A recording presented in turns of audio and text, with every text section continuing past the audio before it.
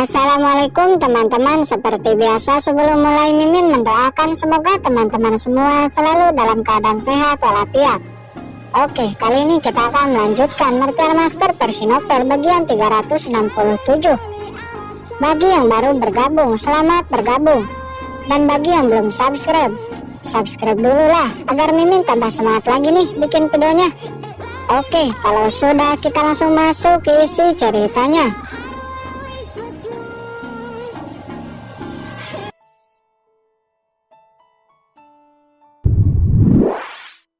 Jadi ini, pantas Murong Bingyun dan yang lainnya dengan mudah berjalan di atas jalan pelangi. Ternyata karena mengaktifkan Bloodline, kata Qingchen. Namun setelah Qingchen tidak mengaktifkan Bloodline-nya, tiba-tiba dia langsung jatuh. Ada dua cara untuk berjalan di jalan pelangi. Pertama, mengaktifkan Bloodline. Kedua, memahami kekuatan aturan. Di sini Qingchen memilih cara kedua, yaitu memahami kekuatan aturan, agar persepsinya tentang hukum semakin jelas dan di masa depan kesempatannya untuk menerobos ranah Martial Emperor semakin terbuka lebar.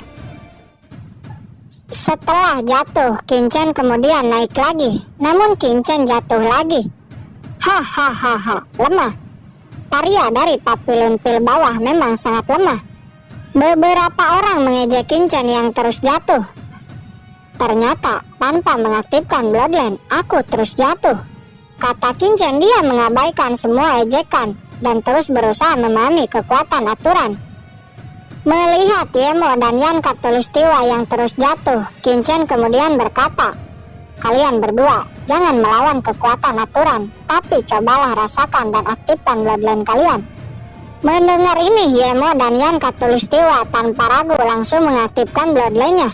Seketika mereka berdua benar-benar bisa berdiri kokoh di jalan pelangi dan mulai maju ke depan. Sebelum berjalan menjauh, keduanya menoleh kepada Qingchen seolah-olah sedang menunggunya. "Kalian berdua pergilah lebih dulu, saya akan menyusul," kata Qingchen.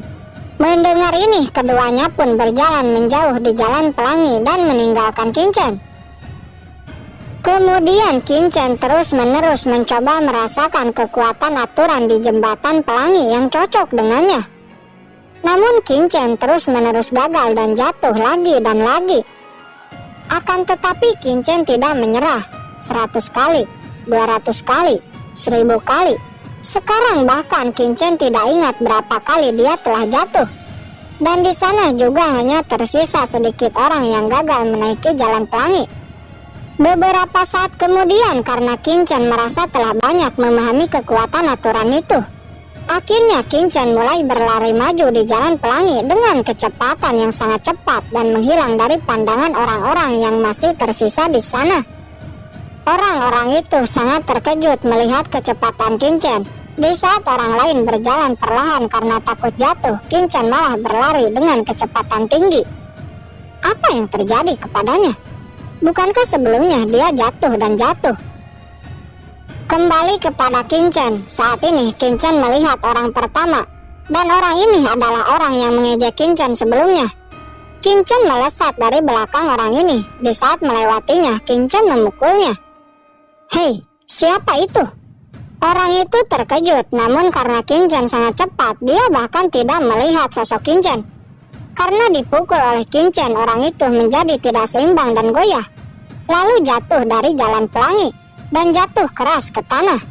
Dia pun hanya bisa memulainya lagi dari awal. Qingchen mengabaikan orang itu dan terus melesat lebih jauh. Sepanjang jalan pelangi, banyak orang-orang yang Qingchen pukul lalu jatuh dari jalan pelangi. Orang-orang ini adalah orang-orang yang mengejek Qingchen sebelumnya. Siapa bilang Qingchen tidak menyimpan dendam? Walaupun Qingchen mengabaikannya sebelumnya, tetapi Qingchen tidak melupakannya. Siapa itu? Bukankah terlalu arogan? Banyak orang terlempar jatuh dari jembatan pelangi. Hei, itu Qingchen. Mengapa dia sangat cepat? Padahal kita hanya bisa berjalan perlahan agar tetap seimbang supaya tidak jatuh. Mengapa anak ini begitu cepat? Bagaimana dia melakukannya? Kata orang-orang lainnya yang telah Qingchen lewati. Dia melihat banyak orang telah jatuh oleh Qingchen. Namun dia menghela napas lega. Untungnya saya tidak mengejeknya sebelumnya. Jika tidak, mungkin saya juga telah jatuh sekarang. Kincen berlari, melesat dan menghilang dari pandangan mereka. Sesaat kemudian Kincen bertemu dengan Yemo dan Yan Khatulistiwa. Chen Xiao, Yemo dan Yan Khatulistiwa menoleh ke arah Kincen. Keduanya terkejut melihat Kincen yang bisa berlari seperti itu. Kincen menyapa keduanya. Setelah itu Kincen kembali melesat dan melewati mereka berdua. Semakin jauh jalan pelangi, kecepatan Kincen semakin cepat. Semua orang satu persatu dilewati oleh Kincen. Sesaat kemudian Kincen melihat satu orang di depannya. Itu adalah Lingyi. Namun terlihat di depan Lingyi jalan pelangi telah sampai kepada ujung.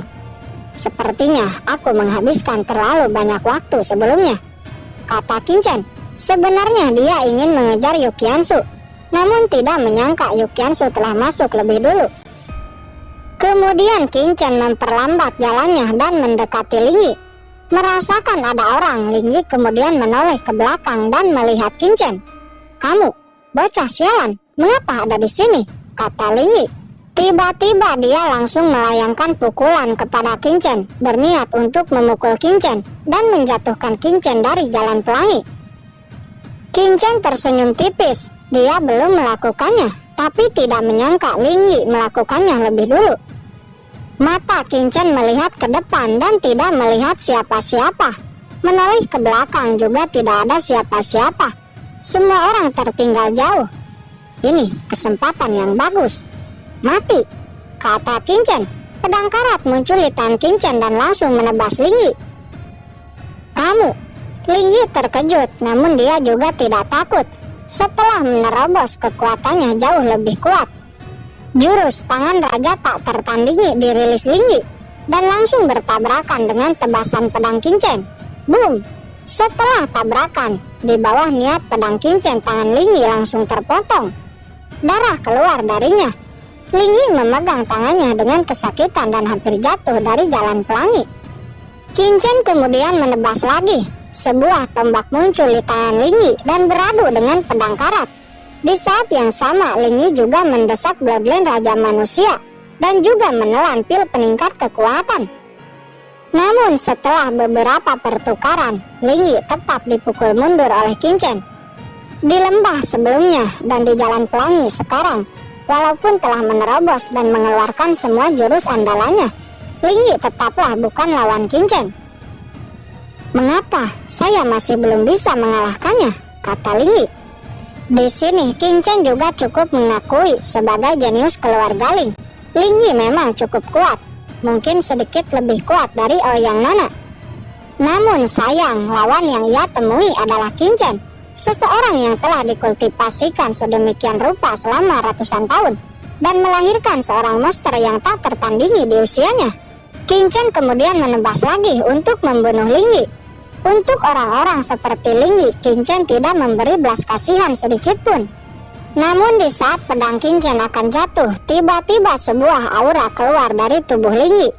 Itu adalah indera ilahi yang ditanam oleh ahli martial emperor keluarga Ling. "Hahaha, kamu tidak akan bisa membunuhku. Aku memiliki avatar martial dao yang ditanam ahli martial emperor keluarga Lingku. Matilah untukku," kata Lingyi. Namun tiba-tiba dia terkejut karena bayangan ilusi ahli martial emperor keluarga Lingnya tiba-tiba menghilang. "Apa?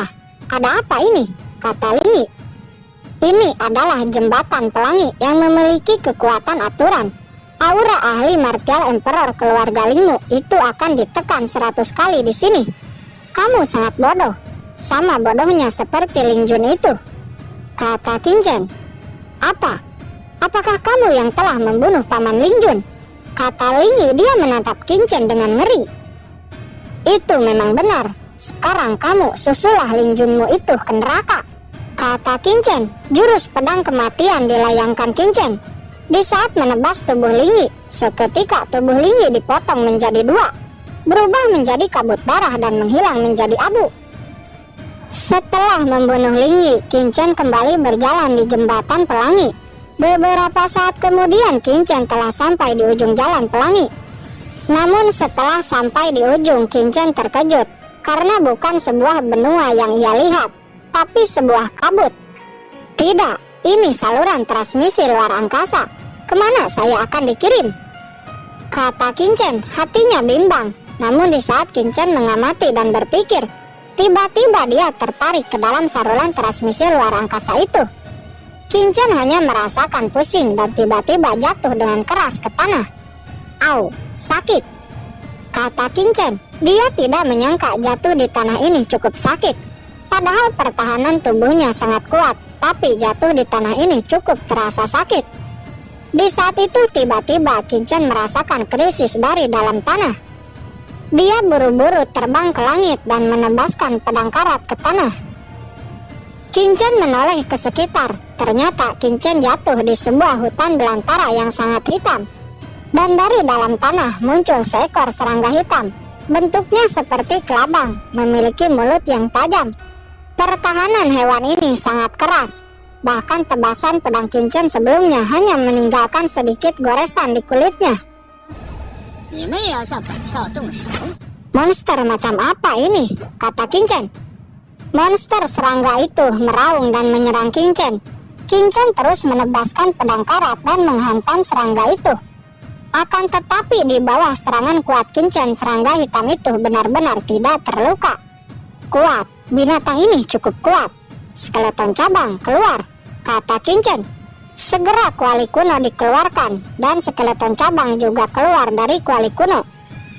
Tuan, siapa yang kamu ingin aku bunuh? Cepatlah, saya sedang dalam kultivasi dan hampir menerobos, kata skeleton cabang. Dia kemudian melirik sekitar dan merasa ada yang aneh. Ada di mana ini? Mengapa aku sangat nyaman? Gumam skeleton cabang. Tuan, mengapa ada serangga mayat lipan di sini? Kata skeleton cabang. Dia langsung mengeluarkan cambuk tulang putih. Di bawah cambukan skeleton cabang, monster serangga itu mati dengan mudah. Melihat itu, Qingchen terkejut. Mengapa kekuatan skeleton cabang sangat kuat di sini? Di saat itu, tiba-tiba aura skeleton cabang melonjak dan menyentuh ranah martial sovereign tahap akhir. Jie. Akhirnya aku menerobos.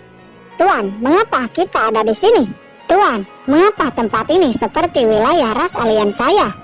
Dan mengapa ada serangga mayat lipan? Bukankah itu hewan ras alien saya? Kata skeleton cabang.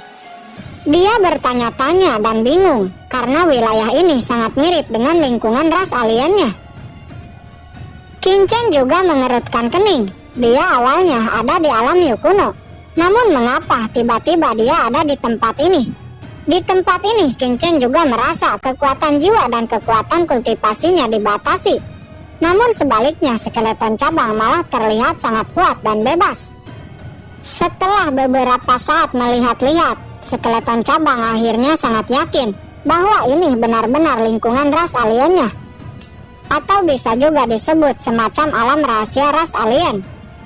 Skeleton cabang kemudian mengatakan bahwa di tempat ini kekuatan ras manusia akan ditekan hampir 10 kali.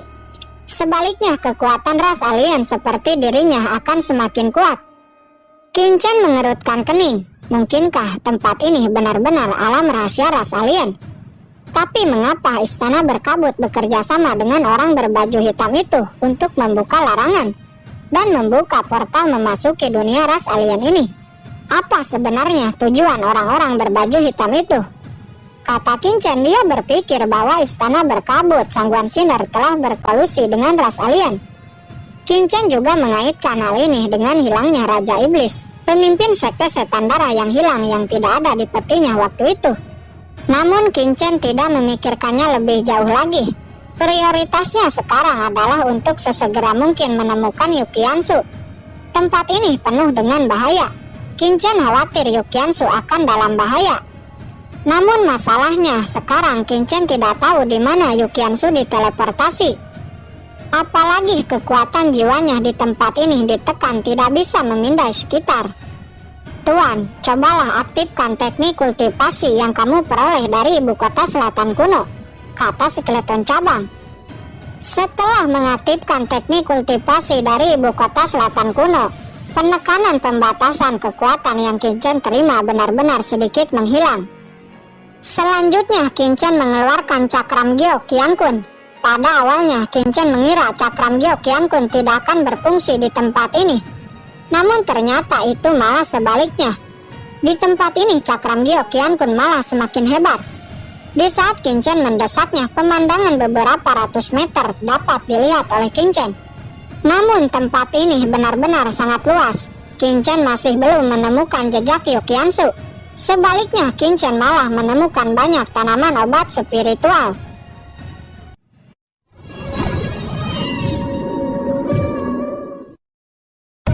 Oke guys, sudah dulu ya. Jangan lupa subrek biar lanjut terus ceritanya. Bagi yang sudah subrek, mudah-mudahan dimudahkan rezekinya. Mimin undur diri. See you next and goodbye.